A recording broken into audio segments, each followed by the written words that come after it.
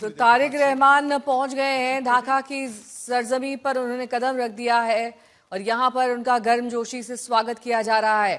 लंबे वक्त से इंतजार था, 17 साल बाद उनकी वापसी हुई है और लंदन से बांग्लादेश तक का सफर उन्होंने अपने परिवार के साथ तय किया है। यहां पर लाखों लोग उनके इंतजार में पलके बिछाए बैठे हैं कि कब वो वापस लौटेंगे और बांग्लादेश की जो स्थिति है उसमें सुधार आएगा, कि पार्टी बीएनपी के कार्यकर्ता खास तौर पर गर्मजोशी से स्वागत के लिए तैयार हैं। ढाका में सड़कों पर ये कार्यकर्ता मौजूद हैं क्योंकि इनकी मां खालिदा जिया बीमार हैं। तो आगे की बागडोर, आगे की कमान इस पार्टी की तारिक रहमान ने ही संभालनी है और जब निष्पक्ष चुनाव होंगे उसके बाद क्या बांग्लादेश की तस्वीर वाकई बदलेगी, एक बड़ा सवाल है। यहाँ पर कई लीडर्स भी बीएनपी पार्टी के आप देख सकते हैं मौजूद हैं ढाका एयरपोर्ट पर। पीछे उनकी पत्नी दिखाई दे रही हैं, बच्चे भी आए हैं।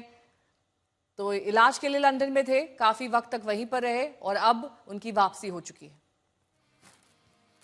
एक नया आगाज, एक नई शुरुआत और एक नए मिशन के साथ यहां पर तारिक रहमान नजर आएंगे, ये लोगों को उम्मीद है, खास तौर पर उनकी पार्टी के कार्यकर्ताओं को।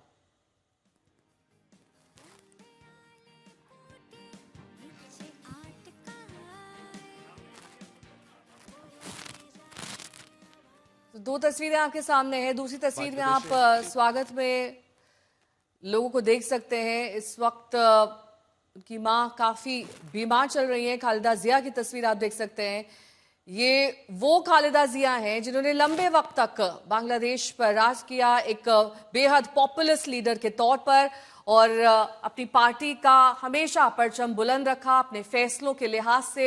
और ये वो वक्त था जब बांग्लादेश में सब कुछ ठीक ठाक दिखाई दे रहा था। हालांकि खालिदा जिया के समय में भी काफी ज्यादा विवाद भी सामने आए, लेकिन उन्होंने अपनी छवि बरकरार रखी। ये वो नेता हैं जिन्हें बीएनपी पार्टी के साथ साथ तमाम अन्य जो देशवासी हैं वो दिल से प्यार करते हैं, दिल से चाहते हैं। खालिदा जिया इस वक्त अपने परिवार के साथ मौजूद हैं। जाहिर तौर पर उनके स्वास्थ्य को लेकर कई लोगों की चिंताएं, लेकिन यहाँ पर वो दिखाई दे रही हैं तारिक रहमान और उनकी पत्नी और बच्चों के साथ, क्योंकि लंबे वक्त बाद उनका बेटा लौटकर वतन आया है।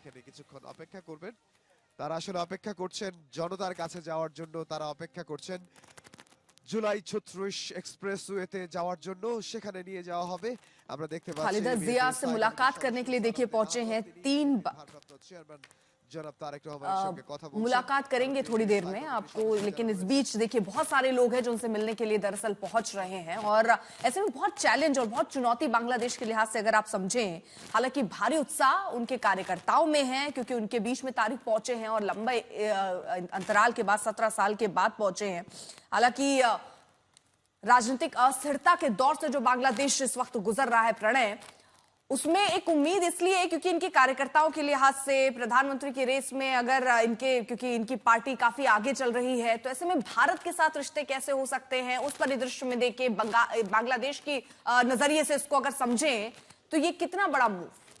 আন্তর্জাতিক বিমানবন্দরে তিনি এসে পৌঁছান এবং সেখান থেকে অল্প কিছুক্ষণ আগে তিনি হযরত শাহজালাল আন্তর্জাতিক বিমানবন্দরে এসে পৌঁছান। सुन पा रहे हैं এবং আমরা হযরত শাহজালাল আন্তর্জাতিক বিমানবন্দরে সরাসরি দেখতে পাচ্ছি। সেখানে 17 साल बाद वतन वापसी की ये तस्वीरें, जाहिर तौर पर हर चेहरे पर मुस्कान, और ये दरअसल परिवार की एक तस्वीर आप देख रहे हैं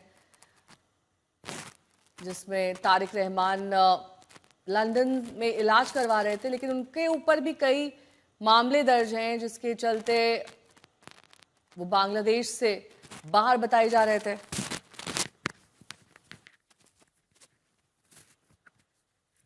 जो अशांति बीते दिनों में बांग्लादेश में दिखाई दे रही है और राजनीतिक अस्थिरता के बीच ये एक बदलाव की तस्वीर जिसकी उम्मीद लोगों के बीच जागी है तारिक रहमान की वापसी से। लोगों का ये मानना है कि अब बांग्लादेश में हालात बेहतर होंगे, सुधरेंगे और एक स्थिर सरकार उन्हें मिल पाएगी। खासतौर पर शेख हसीना के वहां से जाने के बाद से ही बांग्लादेश में तनावपूर्ण हालात बने हुए हैं। प्रणय मेरे सहयोगी जुड़े हुए हैं। प्रणय, बीएनपी जो पार्टी है उसका फ्यूचर में भविष्य कैसा रहेगा तारिक रहमान की वापसी से? देखिए, अगर आप तारिक रहमान की वापसी को देखें तो ये बांग्लादेश की राजनीति की एक नई और एक बड़ी करवट कही जा सकती है। 17 साल का निर्वासन और उसके बाद बीएनपी को उसका नेता ढाका के अंदर नजर आएगा, ढाका में उनके साथ में खड़ा होगा। ये निश्चित रूप से बीएनपी के राजनीतिक जो महत्वाकांक्षाएं हैं उसके लिहाज से बहुत महत्वपूर्ण है। साथ ही आप बांग्लादेश के अंदर लंबे समय से जो एक अस्थिरता का दौर चल रहा है उसके अंदर एक उम्मीद हो सकती है कि अगर बांग्लादेश के अंदर चुनाव होते हैं तो चुनाव के बाद एक निर्वाचित सरकार जो है वो सत्ता संभालती हुई नजर आएगी। हालांकि नीतियां क्या होंगी, एक्टिव राजनीति अगर देखा जाए, क्योंकि तारिक रहमान को यदि आप देखें तो तारिक रहमान उस तरीके से न तो बांग्लादेश की राजनीति के अंदर इन्वॉल्व रहे हैं। वो कहने को बीएनपी के कार्यकारी अध्यक्ष हैं, लेकिन उनको कार्यकारी अध्यक्ष खालिदा जिया की जो अस्वस्थता है उसके कारण बनाया गया था। वो लंदन में रहते हुए ही पार्टी को चला रहे थे, तो इसलिए वो पहली बार होगा कि वो पार्टी की कमांड ढाका में रहते हुए सीधे तौर पर संभाल रहे होंगे। ऐसे में बहुत सारी चुनौतियां उनके सामने भी हैं। एक मल्टी पार्टी अलायंस बनाने की कोशिश की गई है, तो उस मल्टी पार्टी अलायंस के साथ में वो 12 फरवरी 2026 को होने वाले चुनाव के अंदर नजर आएंगे। अभी कई सवाल हैं कि क्या तारिक रहमान खुद चुनाव लड़ेंगे या वो चुनाव नहीं लड़ेंगे इस बार, क्योंकि अभी भी उनका वोटर रजिस्ट्रेशन नहीं हुआ है, जो कि बांग्लादेश के चुनाव आयोग के अनुसार एक अनिवार्य जरूरत है। तो क्या वो वहां करते हैं। इसके साथ साथ आप देखिए कि एक बड़ा मैसेज भी तारिक रहमान ने देने की कोशिश की है। वो अपनी पत्नी और बेटी के साथ आए हैं, यानी वो ये मैसेज देने की कोशिश कर रहे हैं कि वो परिवार के साथ यहीं हैं, बांग्लादेश के लोगों के बीच में रहना चाहते हैं। लेकिन बड़ा सवाल इस चीज को लेकर होगा कि क्या बांग्लादेश की राजनीति के अंदर जो अस्थिरता चल रही है उस पर उस पर रोक लगेगी? क्या बांग्लादेश के अंदर एक स्थिर सरकार मिलेगी? क्या बांग्लादेश की जो अर्थव्यवस्था को लेकर चुनौतियां खड़ी थी वो दूर हो पाएंगी बीएनपी के सत्ता में आने के बाद? और खासतौर पर जो कट्टरपंथी संगठन है, उन कट्टरपंथी संगठनों के लिहाज से क्या उनके साथ में बीएनपी टकराव लेने की स्थिति में है, या बीएनपी उनके साथ तालमेल बनाकर चलेगी? क्योंकि लंदन का एक में रहने वाला एक प्रोग्रेसिव चेहरे के तौर पर बीएनपी के नेता तारिक रहमान ने अभी तक अपने आप को पेश किया है, लेकिन क्या वो बांग्लादेश पहुंचने के बाद, ढाका में आने के बाद, बांग्लादेश की राजनीति के अंदर सक्रिय रूप से इन्वॉल्व होने के बाद उन जमातों को, चाहे जमाते बांग्लादेश हो, जमात इस्लामी बांग्लादेश या और दूसरे कट्टरपंथी संगठन हो, उनके साथ किस तरीके का उनका तालमेल होगा? बहुत सारी चीजें हैं जो अभी अस्पष्ट हैं। लेकिन एक चीज जरूर साफ है नेहा और अमृता, कि आज जो तस्वीरें ढाका से नजर आ रही हैं वो कम से कम लोगों को ये बताने के लिए काफी हैं कि बांग्लादेश की जनता चुनाव चाहती है, और चुनाव के साथ साथ वो एक स्थिरता चाहती है जो बीते करीब 1.5 सालों से वहां पर एक संकट के दौर से गुजरती हुई नजर आ रही है। प्रणय, देखिए फरवरी में चुनाव हैं, अब जब वो पहुंचे हैं तो न सिर्फ पार्टी के कार्यकर्ताओं में जोश भर रहे होंगे, नियत ये भी होगी चुनाव लड़े। 84 मामले उनके खिलाफ दर्ज थे, बहुत सारों में उनको राहत भी मिल गई। ऐसी कौन सी चुनौती या ऐसे कोई आप देखते हैं बाधाएं हैं जिसकी वजह से वो चुनाव ना लड़ पाए वोटर आईडी के अलावा, कानूनी तौर पर देखें? देखिए, कानूनन तो उनके खिलाफ जो करीब 80 से ज्यादा मामले थे, जिसके अंदर 2004 का जो बम धमाके का मामला था, उन सभी से उनको राहत मिल गई है। तो कानूनी तौर पर न तो देश वापसी में उनके कोई अड़चन अब बची है, इसलिए वो देश वापस आ भी चुके हैं, और साथ ही उनके चुनाव लड़ने में भी उस तरीके से कोई रुकावट नहीं है। लेकिन तकनीकी कुछ पहलू हैं, यानी वो गुलशन के आज अपने जिस घर के अंदर जाएंगे उनको वोटर रजिस्ट्रेशन कराना होगा। उस प्रक्रिया के बाद में चूंकि वहां मॉडल कोड ऑफ कंडक्ट लागू हो चुकी है, करीब 50 दिन बचे हैं अब 12 फरवरी को होने वाले चुनाव में। तो इन 50 दिनों के भीतर क्या तारिक रहमान खुद के चुनाव लड़कर और अपने आप को किसी एक निर्वाचन क्षेत्र में सीमित करना चाहेंगे, या वो पूरी पार्टी को चुनाव लड़वाने की भूमिका के अंदर अपने आप को इन्वॉल्व करेंगे? ये सारी चीजें अभी अस्पष्ट हैं, और आज देखना होगा कि तारिक रहमान बांग्लादेश की राजधानी ढाका में और ढाका की जो 300 फुट रोड के ऊपर जो मंच बनाया गया है जहां भारी हुजूम लोगों का मौजूद है, वहां से क्या संदेश देते हैं। केवल ढाका का मामला नहीं है, केवल बांग्लादेश का मामला नहीं है, भारत में भी बहुत सारी नजरें इस चीज को लेकर लगी होंगी कि आखिर भारत बांग्लादेश संबंधों को लेकर तारिक रहमान क्या मैसेज देने की कोशिश करते हैं। क्योंकि बांग्लादेश की राजनीति के अंदर भी भारत के साथ रिश्ते एक बड़ा फैक्टर रहे हैं, एक मुद्दा रहे हैं। इसलिए भी रहे हैं क्योंकि बांग्लादेश 3 तरफ से भारत से घिरा हुआ है, भारत उसका सबसे बड़ा पड़ोसी है। साथ साथ भारत के अंदर भी बड़ी इस चीज को लेकर उत्सुकता है कि खासतौर पर कि तारिक रहमान की जो वापसी जिन परिस्थितियों में हुई है, और साथ ही जिस तरीके से वो राजनीति में सक्रिय तौर पर उतरने की कोशिश और कवायद कर रहे हैं, आखिर वो क्या रुख और रवैया अपनाते हैं, इन तमाम चीजों के ऊपर नजर रहेगी। इसलिए आज का तारिक रहमान का भाषण बहुत हद तक तय करेगा कि बांग्लादेश की राजनीति की दशा और दिशा किस तरफ जा सकती है।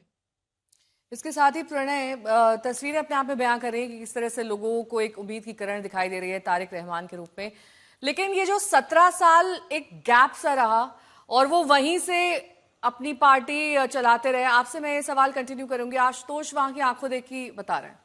जांघों की हड्डी टूट गई थी, उनकी कमर पर चोट था, उन्हें प्रताड़ना मिली थी, पीटा गया था कस्टडी में, भ्रष्टाचार के मामले, ग्रेनेड असॉल्ट के मामले, और इन सब के बाद तारिक रहमान 17 साल बाद अपने घर वापस आ रहे हैं। अपनी राजनीति में अपनी राजनीतिक विरासत, खालिदा जिया की विरासत, जिया और रहमान की विरासत को आगे बढ़ाने के लिए, and when it comes to political legacy, अपने आप में बहुत बड़ी चुनौतियां वो लेकर के आए हैं। जिन जिन मुद्दों को हम देख रहे हैं, अल्पसंख्यकों के साथ हिंसा हो रही हो, मॉब लिंचिंग है, मीडिया पर हमले हैं, संस्थान कमजोर हो चुके हैं, न्यायपालिका से लेकर के हर एक सामाजिक तबके पर जो दबाव, देखिए तस्वीर आपको दिखा देते हैं, कोई ऐसा इलाका नहीं है जहां पर इन्हीं चौराहे से दरअसल उनको गुजरना है तो वो जो समर्थक हैं हर जगह बैनर पोस्टर लेकर के खड़े हो गए हैं।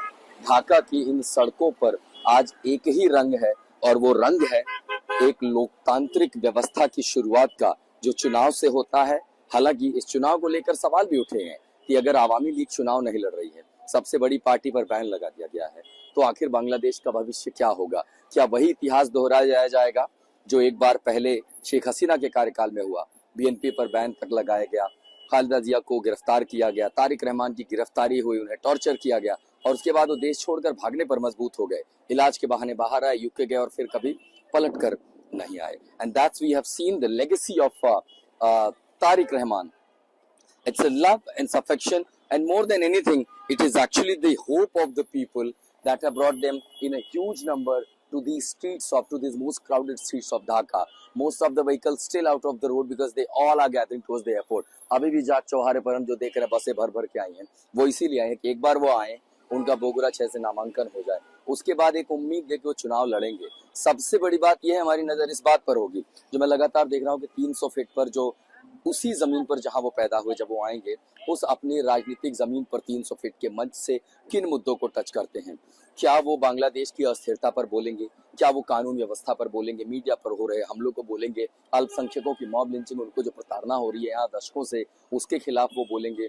या बांग्लादेश में जो एक राजनीतिक अस्थिरता है उसको लेकर? और जो कुछ भी बोलेंगे वही बीएनपी का एक कैंपेन टेम्पो होगा जिसके आधार पर वो जाएगी, क्योंकि राजनीतिक रूप से देख करके तो कोई भी बीएनपी जितना बड़ा संगठन बचा नहीं है। फिर वो जमाते इस्लामी हो, जमीयत हो, एनसीपी हो, छोटे मोटे कई ऐसे दल हैं जो अपना गठबंधन बना रहे हैं। आपको फिर एक बार तस्वीरें दिखा दे। These are the images coming from Dhaka. Every corner you travel, you will see ocean of the people with the hope, expectations, high hopes from Tariq Rahman, and only one and only man whose eye of the Bangladesh. He is the epicenter of Bangladesh's new politics. Having seen not a single other face politically has emerged in Bangladesh. I remember during the July uprising movement when Nahid Islam was most talked about, the man who has thrown out Sheikh Hasina's regime in the name of July uprising, he was the mass leader for the student, for the Gen Z. But since then, bringing a movement on the road और एक चुनाव लड़ना अपने आप में बड़ी चुनौती होती है, और उन चुनौतियों में नाहिद इस्लाम के सामने काफी कुछ और खड़ा था। ऊपर से जमात को लेकर के जो एक धारणा है कि चूंकि एक धार्मिक संगठन है, उसकी पहचान एक धार्मिक राजनीति को लेकर के है, क्या बांग्लादेश को उसकी जरूरत है? बांग्लादेश अफगानिस्तान और पाकिस्तान से काफी बेहतर है। अगर आप देखें, यहाँ भी चरमपंथी ताकतें हैं, लेकिन राजनीति में उनका रसूख बहुत ज्यादा नहीं रहा। एक समय था खालिदा जिया की सरकार के बाद, थोड़ा सा समय जमात इस्लामी को जरूर मिला था, लेकिन बांग्लादेश के लोगों, यहाँ के युवाओं को लैपटॉप की आदत है, मोबाइल की आदत है, स्मार्टफोन की आदत है। उनकी लाइफ में जो दूसरे पश्चिम देश या विकसित देशों हैं, बेहतर क्वालिटी लाइफ की जरूरत है। वो विदेश पढ़ना जाना चाहते हैं, यहाँ लड़कियों को भी वो आजादी है। उन्हें पता है कि अगर चरमपंथी ताकतें देश पर हावी हो जाएंगे तो उनका मुल्क जो 71 में लिबरेट हुआ वो फिर दशकों पीछे अंधेरे में चला जाएगा। और इसीलिए अगर उन्हें आगे आना है तो उन्हें एक पॉलिटिकल पार्टी चाहिए, सरकार में चाहिए। तारिक रहमान पढ़े लिखे हैं, उनकी बुनियादी शिक्षा ढाका में हुई, लेकिन उसके बाद वो विदेशों में पढ़ कर के आए हैं। साथ ही राजनीतिक दल की जिम्मेदारी बन जाती है कि उन पे चुने हुए लोग हैं तो उन्हें लोगों का दबाव होगा, उन्हें इकोनॉमी पटरी पर लानी होगी, शिक्षा पटरी पर लानी होगी, स्वास्थ्य बहाल करना होगा। उन्हें ये भी देखना होगा कि हजारों की संख्या में बांग्लादेश के लोग जो हैं वो भारत इलाज कराने के लिए जाते हैं, तो अपने देश का भी मूल ढांचा है वो भी देख कर करें। भारत में लगातार बांग्लादेशी घुसपैठियों का मुद्दा उठाया जा रहा है तो उसको वो कैसे देखेंगे, और पूरे साउथ एशिया रीजन को किस तरह शांति बहाली हो, ऐसी बहुत सारी चुनौतियां हैं तारिक रहमान के लिए। और इसीलिए मैं कह रहा हूँ कि what he speaks at 300 feet road today will make this extremely critical and crucial, that will set a tone for the BNPs to launch its campaign for Bangladesh. This is the day perhaps Bangladesh has been waiting for 1.5 years after throwing one elected government, time for transition to another. But at the same time ये चुनौती कि क्या तारिक रहमान इतिहास के उसी अध्याय को दोहराएंगे जो खालिदा जिया के समय हुआ, जो आवामी लीग के टाइम में हुआ, और एक बार फिर अब जब बीएनपी जो है बड़ा चेहरा बनकर उभरी है राजनीतिक विद्वेष वेंडेटा से हट करके, क्या एक नए बांग्लादेश की नींव यहां से रखी जाएगी।